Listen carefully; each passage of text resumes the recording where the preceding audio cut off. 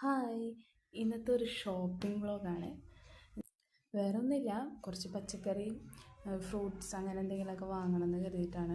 ഇവിടെ അടുത്ത് തന്നെ ഒരു മാർക്കറ്റ് ഉണ്ട്. അപ്പോൾ ഇത് വൈകിട്ടാണ് ഞങ്ങൾ പോകുന്നത്. അപ്പോൾ ജസ്റ്റ് ഞാനൊരു മോയ്സ്ചറൈസർ ഇട്ടു. പിന്നെ ഞാൻ എൻവൈപ്പയുടെ ലിപ്സ്റ്റിക്കാണ് യൂസ് ചെയ്യാറ്. 5 ഷെയ്ഡ്സ് ഉണ്ട് കേട്ടോ അതിൽ എനിക്കിഷ്ടമുള്ളൊരു ഷെയ്ഡാണിത്.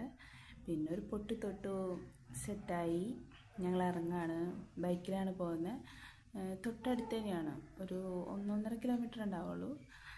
ഇവിടെ എല്ലാ ഐറ്റംസും കിട്ടും കേട്ടോ. ഫ്രൂട്ട്സ്, പച്ചക്കറി, അതുപോലെ തന്നെ മീൻ, നമ്മളെ ചിക്കൻ, അങ്ങനെ ബീഫ്, എല്ലാ ഐറ്റംസും കിട്ടും. ഇതെല്ലാം ഒരു മാർക്കറ്റിൽ തന്നെ ഉണ്ടാവും കേട്ടോ. മീനൊന്നും രാത്രി കിട്ടില്ല, അതൊക്കെ രാവിലെ പോയാലേ നമുക്ക് വാങ്ങാൻ പറ്റുള്ളൂ. ഇപ്പോൾ ഞാൻ കുറച്ച് പച്ചക്കറി, പിന്നെ തണ്ണിമത്തങ്ങ അങ്ങനത്തെ ഐറ്റംസ് വാങ്ങി.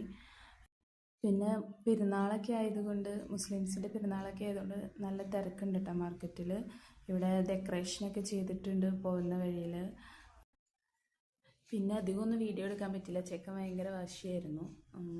അത് കഴിഞ്ഞ് ഞങ്ങൾ വീട്ടിലെത്തി. ഞാൻ വാങ്ങിയത് ചുവന്നുള്ളി വാങ്ങിയായിരുന്നു. ഇതിവിടെ കിട്ടാറില്ല കേട്ടോ ചുവന്നുള്ളി.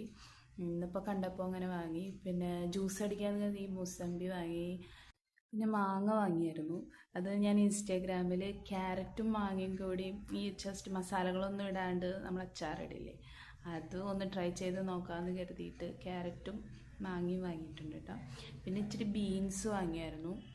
പിന്നെ വേപ്പിൻ്റെ ഇല, അത് ഇവിടെ ഈ ഇത്ര ഉള്ള ഒരു ഇച്ചിരി ഗോളമുള്ള ഈ സാധനത്തിന് 20 രൂപയാണ് കേട്ടോ ഇവിടെ വേപ്പിൻ്റെ ഇലയ്ക്ക്. നമുക്കിവിടെ മരങ്ങളൊന്നും ഇല്ലാത്തത് കൊണ്ട് നമ്മളങ്ങനെ മാർക്കറ്റിൽ നിന്ന് വാങ്ങാറ്. പിന്നെ മുന്തിരി, ഉരുളക്കിഴങ്ങ്, അങ്ങനത്തെ സാധനങ്ങൾ ഐറ്റംസൊക്കെ വാങ്ങി എല്ലാം സെറ്റാക്കി വെക്കുകയാണ്. കൊട്ടയിലൊക്കെ ആക്കി റെഡിയാക്കി വെക്കുകയാണ്. അപ്പോൾ അതേ ഒരാളെന്നെ സഹായിക്കാമെന്ന് പറഞ്ഞത് ഫ്രിഡ്ജിലേക്ക് എടുത്തുകൊണ്ട് പോയി വെക്കുന്നുണ്ട് ഓരോ ഐറ്റംസ്. അങ്ങനെ ഞങ്ങളെല്ലാം സെറ്റാക്കി പറക്കി അടക്കി വെച്ചു. ബീൻസും ക്യാരറ്റും ഒക്കെ ഞാൻ കവറിൽ തന്നെയാണ് അങ്ങനെ ആക്കി കെട്ടി വെക്കാറ് ഫ്രിഡ്ജിൽ. ഉരുളക്കിഴങ്ങൊക്കെ പിന്നെ ഇവിടെ വലിയ ക്ഷാമമില്ലാണ്ട് നമുക്ക് കിട്ടും. ഇവിടെ ബംഗാളികളൊക്കെ ഇതിൻ്റെ ആൾക്കാരാണല്ലോ, ഉരുളക്കിഴങ്ങിൻ്റെയൊക്കെ. അപ്പോൾ ഇത്രയേ ഉള്ളൂ നമ്മുടെ ഇന്നത്തെ വീഡിയോ. ഇഷ്ടമായെങ്കിൽ എല്ലാവരും സബ്സ്ക്രൈബ് ചെയ്യുക. Okay, by.